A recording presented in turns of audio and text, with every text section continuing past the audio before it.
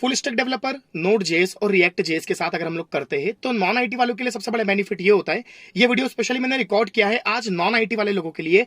Civil, mechanical, electrical, commerce background के students, कितना भी समझा लो पर आपको हमेशा डाउट रहता है कि नहीं कर पाएंगे, नहीं कर पाएंगे, लॉजिक नहीं बन पाएगा।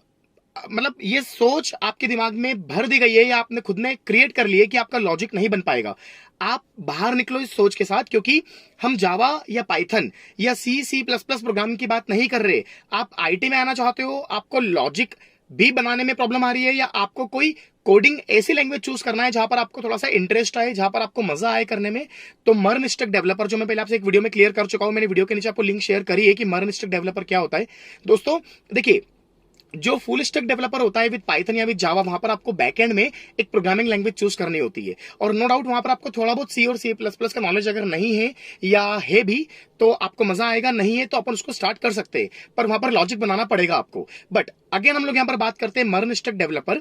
तो मर्न स्टैक में आपको नाम आता है यहां पर सामने जावा स्क्रिप्ट। दोस्तों जावा स्क्रिप्ट कहने को एक लैंग्वेज है, पर कहने को एक इजी ऐसी लैंग्वेज है जहां पर आपको लॉजिक बिल्टअप तो करना है, पर वो सी और सी प्लस प्लस और पाइथन और जावा, मैं अगेन रिपीट करता हूं, सी प्लस प्लस पाइथन और जावा से इजी लैंग्वेज है, जिसको हम क्या कहते हैं, जावा स्क्रिप्ट। कुछ लोग शॉर्ट में इसको जेएस भी कहते हैं, जेएस मतलब जावा स्क्रिप्ट। अब दोस्तों इस जावा स्क्रिप्ट के ही फ्रेमवर्क होते हैं like react JS, node JS, express JS, angular JS. तो अगर आप अपना करियर आईटी में स्विच करते हो, full stack developer, react JS, node JS, express JS को लेकर, एंगुलर जेएस को लेकर, तो आप स्विच भी कर सकते हो। आपका जो आईटी वाला एक ड्रीम है वो भी फुलफिल हो सकता है। साथ में आपका जो एक लॉजिक वाला प्रॉब्लम है कि मेरा बैकग्राउंड ये नहीं है, तो देखिए बैकग्राउंड को लेकर कब तक रोते रहोगे? ओके, हमेशा रोते ही रह जाओगे। अगर बैकग्राउंड को हमेशा रोते रहोगे, बैकग्राउंड को लेकर अगर परेशान होते रहोगे, तो कभी आगे नहीं बढ़ पाओगे। आज 1 ईयर के बाद, 2 ईयर के बाद या 3 ईयर के बाद कभी ना कभी तो आपको इस लाइन में आना ही पड़ेगा। क्यों आना पड़ेगा?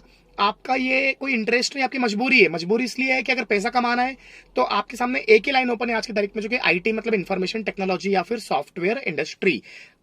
उदाहरण के लिए, एग्जाम्पल के लिए आप अपने एग्जाम्पल देखो उन फ्रेंड्स के, उन दोस्तों के जिन्होंने आपके साथ पढ़ाई करी थी, जिन्होंने आपके साथ अपना कॉलेज कंप्लीट किया था, जो उस समय आईटी में स्विच कर गए थे। आप देखिए with in 2 year, 4 year, 5 year या 7 ईयर वो आज कहां पहुंच चुके हैं। आप जब उनके पैकेज को अपने पैकेज से कंपेयर करते हो तो आपको शर्म आती है अपने आप में। ये एक शेमलेस फील होता है कि वो आज 1 lakh rupees per month earn कर रहा है आईटी में, और हम अभी भी ढंग से 2-2.5 लाख रुपए, 3 लाख रुपए साल अर्न नहीं कर पा रहे। तो दोस्तों देखिए, मैं हमेशा आपको मोटिवेट करता हूं। आज भी आपको मैं कुछ ऐसे एग्जांपल्स देके, आपको बुरा लगेगा सुनकर, पर मैं आपको मोटिवेट करना चाहता हूं कि प्लीज बाहर निकलो, इस दलदल से बाहर निकलो और आईटी में स्विच करो। क्योंकि जिस फील्ड में आप अभी करंट हो, मैं नहीं जानता कि आप कॉमर्स में हो, बायो में हो, आप मैकेनिकल में हो, सिविल में हो, आप मेहनत कर रहे हो, मजदूरी कर रहे हो, जो आप कर रहे हो, पर स्मार्ट वर्क करके भी पैसा कमाया जा सकता है। और स्मार्ट वर्क प्लस ज्यादा पैसा, मेहनत कम प्लस ज्यादा पैसा, आपको एक ही फील्ड जो अभी देती है वो है इंफॉर्मेशन टेक्नोलॉजी, और अगले सालों साल ये आपको देती रहेगी। क्योंकि जब तक मोबाइल एप्लीकेशंस को आप लोग यूज करते रहेंगे,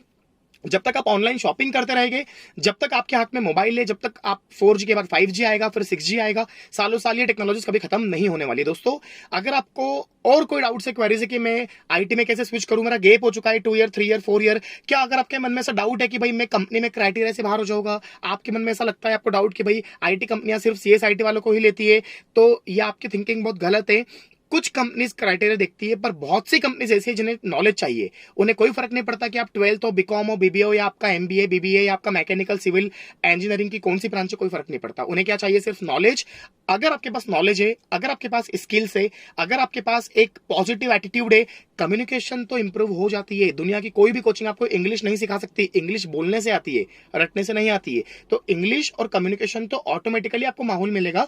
कई सारे ऐसे स्टूडेंट होते हैं जो कि 6 मंथ या 8 मंथ ट्रेनिंग लिए, ओके, पहले दिन उनकी कम्युनिकेशन कुछ और थी, आफ्टर 6 मंथ उनकी कम्युनिकेशन में बहुत डिफरेंस आ गया। क्यों? एक माहौल मिला, एक एटमॉस्फेयर मिला। तो दोस्तों मैं आपको यही सजेशन देना चाहूंगा कि आप अपना एक इनिशिएटिव ले।